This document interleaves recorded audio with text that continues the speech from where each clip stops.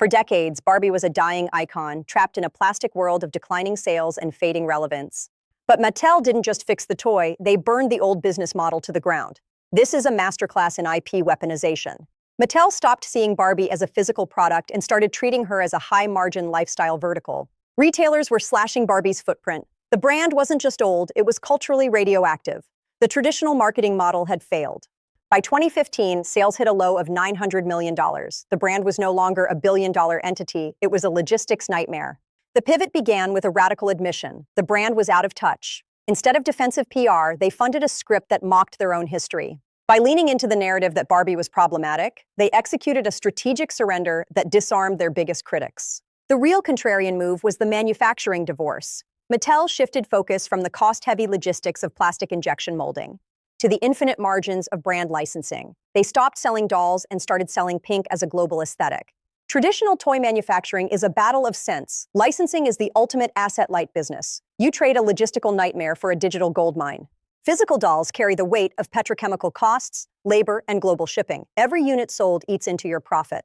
In licensing, Mattel provides a digital style guide, and the partner takes 100% of the manufacturing and inventory risk.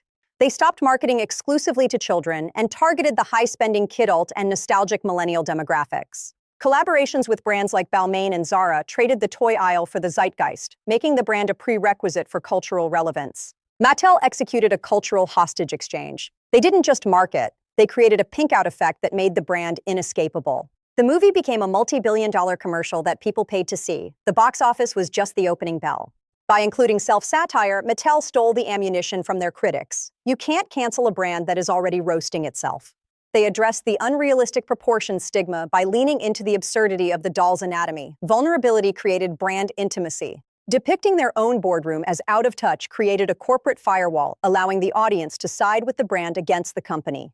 The Barbie core blitz was a semiotic takeover. Every time someone saw the color pink, they thought of Mattel's intellectual property. With over 100 partnerships, Mattel didn't have to pay for the marketing. Their partners spent their own budgets to promote Barbie. Physical goods scale linearly. Intellectual property scales exponentially. To sell more hoodies, Mattel's incremental cost is effectively zero. Data from 2024 and 25 proves the movie created a permanent floor for brand relevance. Profit margins hit 50%. Retailers have permanently reallocated shelf space. Barbie has moved from the seasonal toy aisle to a year-round lifestyle destination. The Mattel Universe Blueprint is the next stage. 45 projects are in development, including Hot Wheels and Polly Pocket.